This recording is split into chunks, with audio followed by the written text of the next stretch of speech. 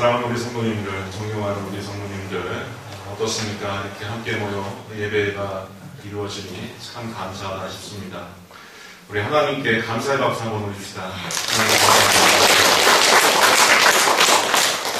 네, 아직 간헐적으로 이렇게 코로나 환자가 발생되지만 우리가 주의를 기울이고 또 지혜를 모아서 또 예배를 드리게 된다면 크게 문제는 없으리라고 보고요.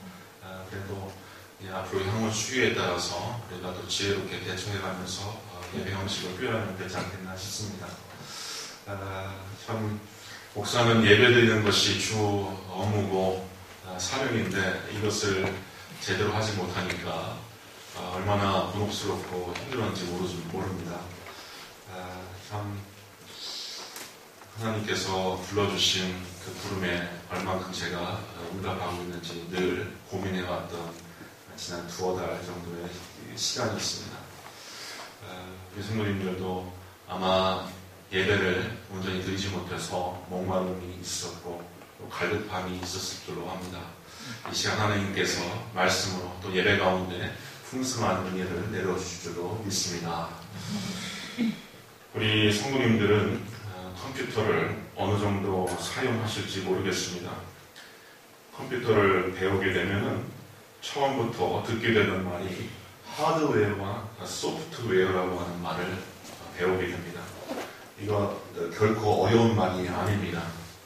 하드웨어는 물체로서 딱딱한 물질로 구성되어 있는 장치를, 컴퓨터 장치를 하드웨어라고 하고, 소프트웨어는 그 안에 구동되는 프로그램들을 소프트웨어라고 합니다.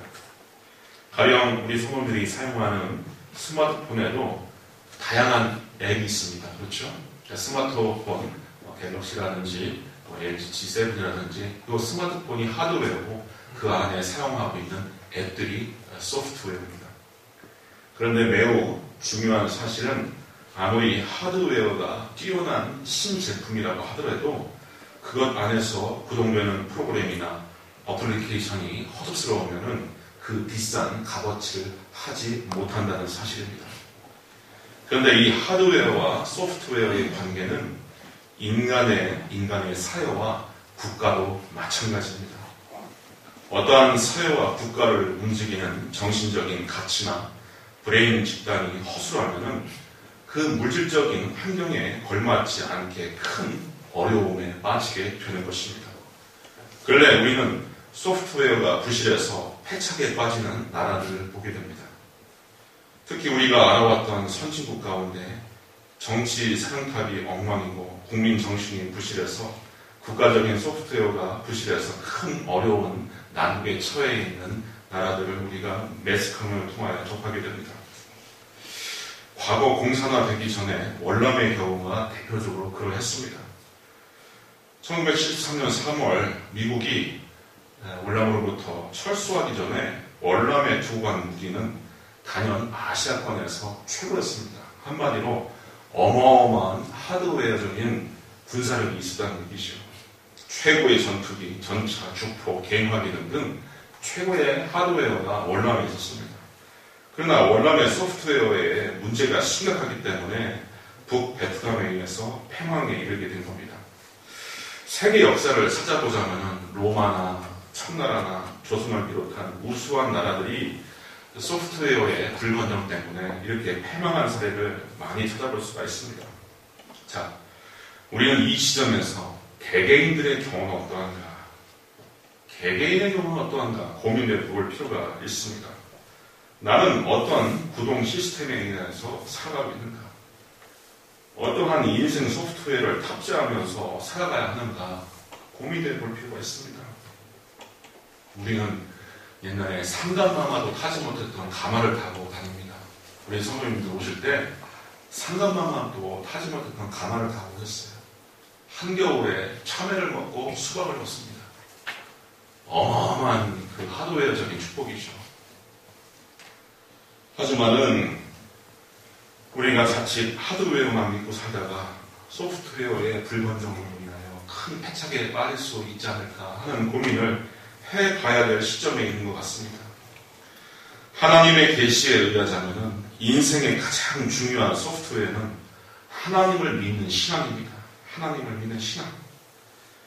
이 시간에는 바로 이 신앙의 중요성에 대해서 함께 은혜를 나누고자 합니다. 첫째, 우리는 신앙으로서 살아계신 하나님과의 관계를 회복할 수가 있습니다.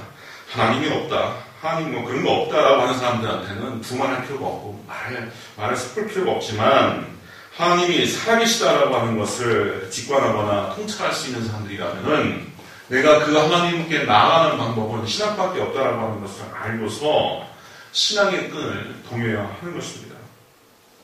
그런데 우리는 관계, 소통, 교통에 대하여 쑥고하게 됩니다. 코로나19 사태로 인하여서 인간관계와 인적 교류, 소통이 원활하지 않으니까 사람이 사람답게 살지 못하게 이르는 형편들을 보게 됩니다.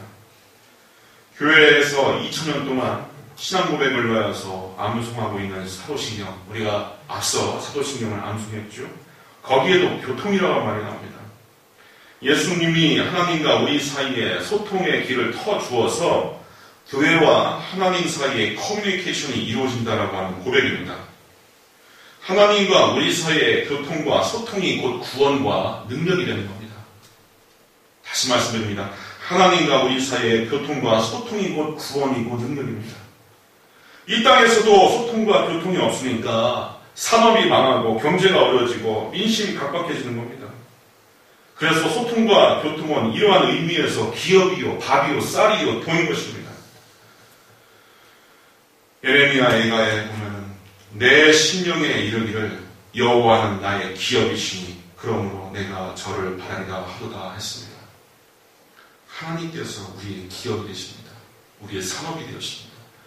풍요의 젖줄이시고 보화의 창고가 되어주시는 분이에요. 그래서 그 하나님과 소통을 이루게 된다면, 온전한 교통을 이루게 된다면 우리는 물질적인 축복도 얻어 누리며 살 수가 있는 것입니다.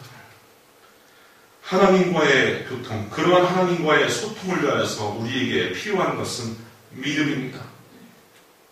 처음 가야 할 건물에 누군가 약도를 그려줬다고 칩시다.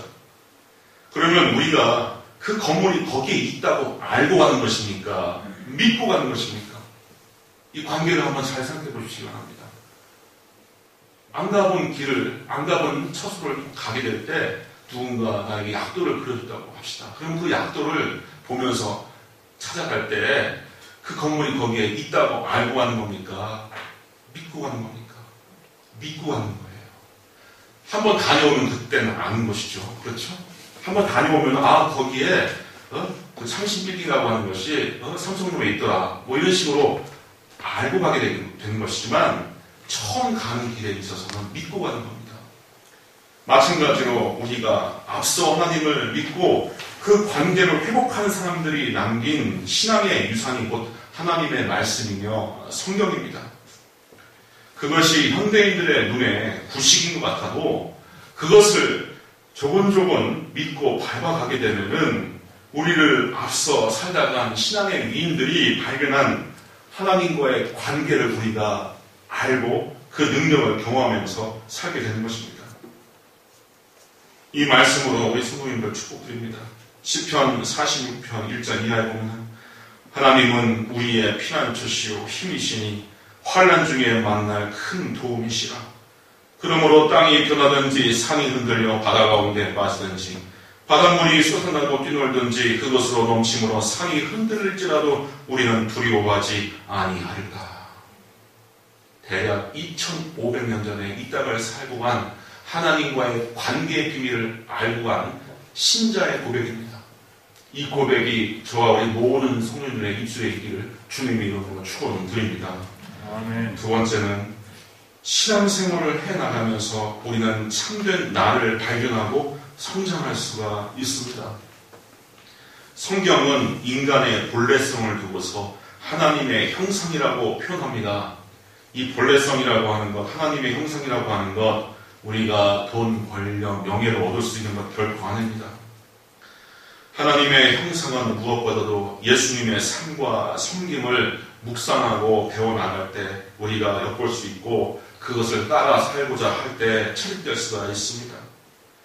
우리는 태어나서 이 시점에 이르기까지 진지하게 나의 참된 모습이 무엇일까? 나의 영적인 가능성은 어디일까? 고민해 본 적이 드물 겁니다. 그래서 세월 감에 따라서 문득 얼룩지고 일그러진 나 자신을 발견하게 됩니다. 그런데 그게 너무 늦지 않으면 다행이에요. 2015년 중국에서 집행된 한 사형수의 사형이 세계의 이목을 붙든 적이 있습니다. 바로 중국의 조직폭력배 두목이자 광산재벌이 사형 직전에 오열하는 모습과 그의 유언이 매스컴에 보도되면서 아주 세간의 이목을 잡은 것이지요. 그 사형수의 이름은 류한해입니다. 당시 재산이 7조 원대로 추산됩니다. 그런데 류한이라고 하는 이 사내가 남긴 유언이 제가 봐서도 문학적으로 매우 뛰어나고 삶의 철학이 오롯이 드러나면서 야, 이게 조직폭력배가 쓴 건 맞냐 싶을 정도로 저도 놀랍니다. 그 이론을 제가 일부 소개해드리겠습니다.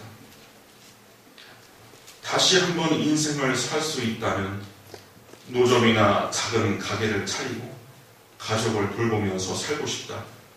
내 야망, 인생 모든 게 잠깐인 것을, 그리 모질게 살지 않아도 되는 것을, 바람의 말에 귀를 기울이며 물처럼 그냥 흐르며 살아도 되는 것을, 악쓰고 소리 지르며 악착같이 살지 않아도 되는 것을, 말 한마디 참고 물 한 모금 먼저 건네주며 잘난 것만 재지 말고 못난 것도 보다듬으면서 거울 속에 자신을 바라보듯 서로 불쌍히 여기고 원망하고 미워하지 말고 용서하며 살 걸 그랬어.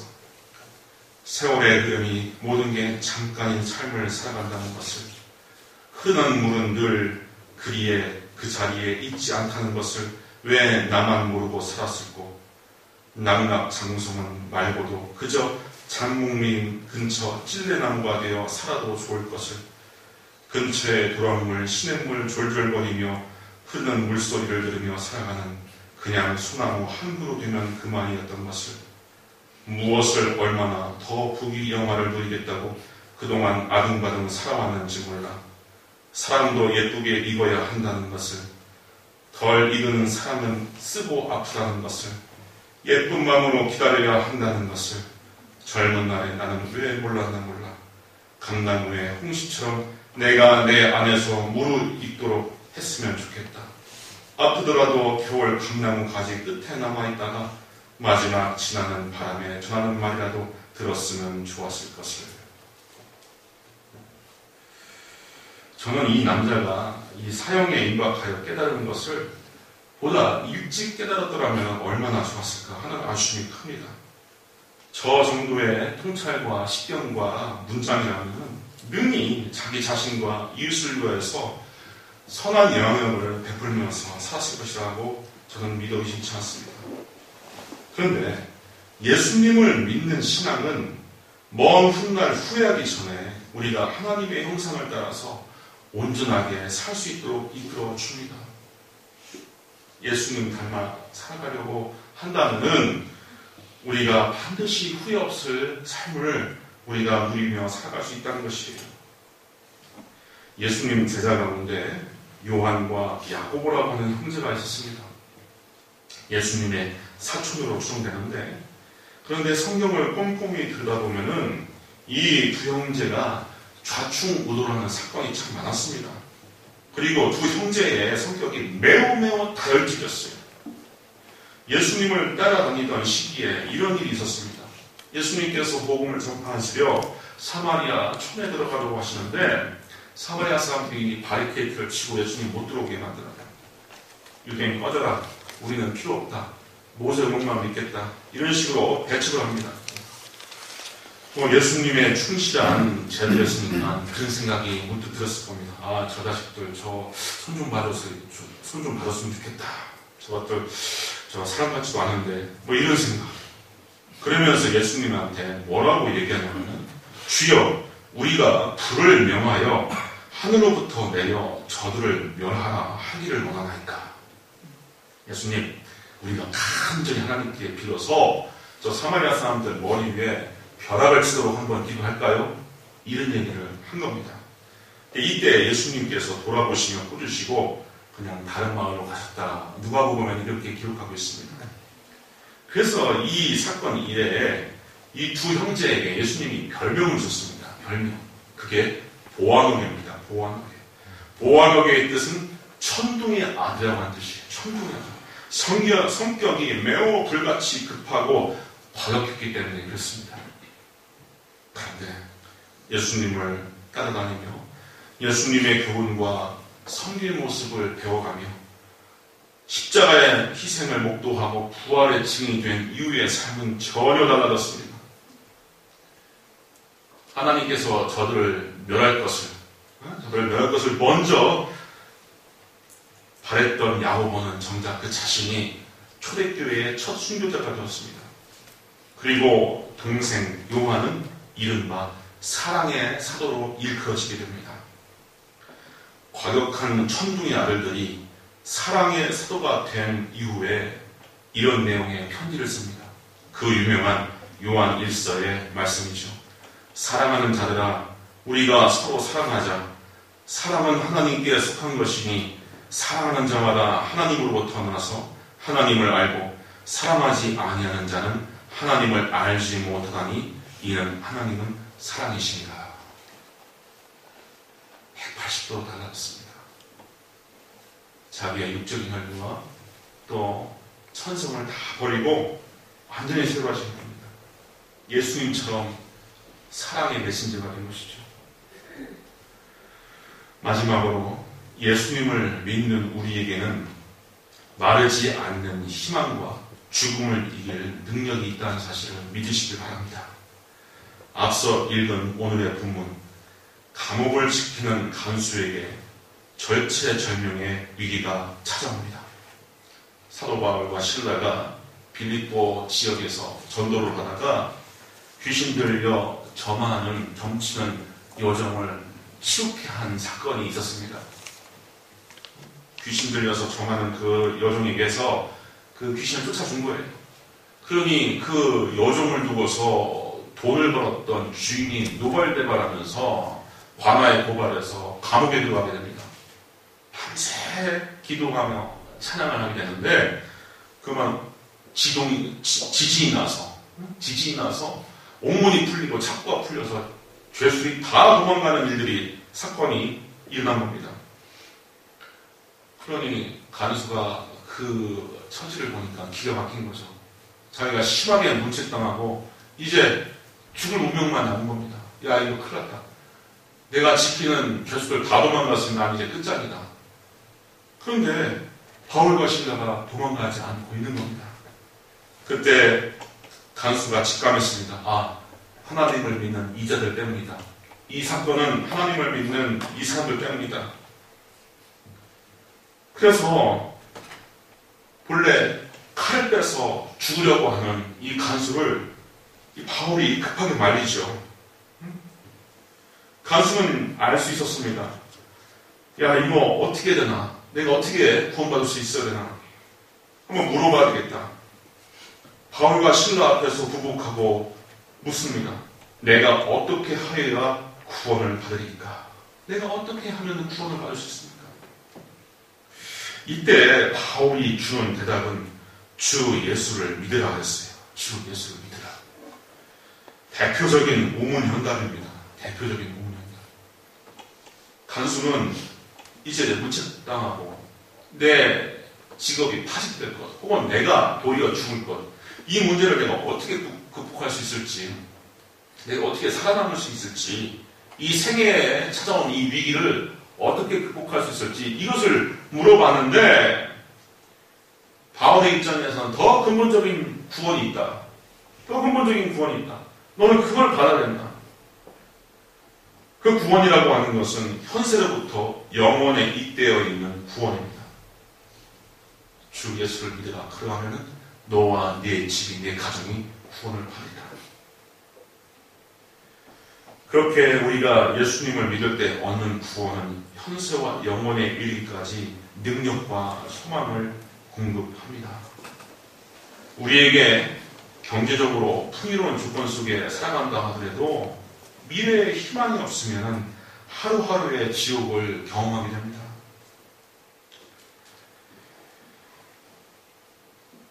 아프신 분이 저에게 전화를 해서 눈물로 호소를 하는 경우가 있는데 참 가슴 아픕니다. 미래에 대한 희망을 보지 못하면 그런 겁니다. 이탈리아의 대문호 단테의 신곡 일부 지옥편에는 지옥문에 이러한 글이 적혀있다고 합니다. 모든 희망을 포기하라. 너 이곳에 들어오는 자여. 지옥이 뭐 대단한 겁니까? 유황지옥, 물지옥, 피지옥, 그게 중요한 게 아니라 지옥에서는 우리가 꿈을 꿀 수 없고 희망을 품을 수 없기 때문에 지옥인 것입니다. 사람은 돈, 명예, 권세, 가족 없이 살아갈 수 있습니다. 그러나 소망 없이는 살아갈 수가 없습니다. 이 문제도 한번 심각하게 고민하고 언제 또 기회가 되면 또 설교에 한번 진지하게 말씀을 전할까 합니다. 우리 대한민국은 OECD 가운데서 자살률 1위 국가입니다. 하루에 35명에서 40명이 자살합니다. 1년이면 몇 명입니까? 근데 이것에 대해서 우리는 경각심을 느끼지를 못해요. 수많은 사람들이 소망이 없어 스스로 목숨을 끊고 있는데 어느덧 이런 것들이 일상이 되어 있습니다.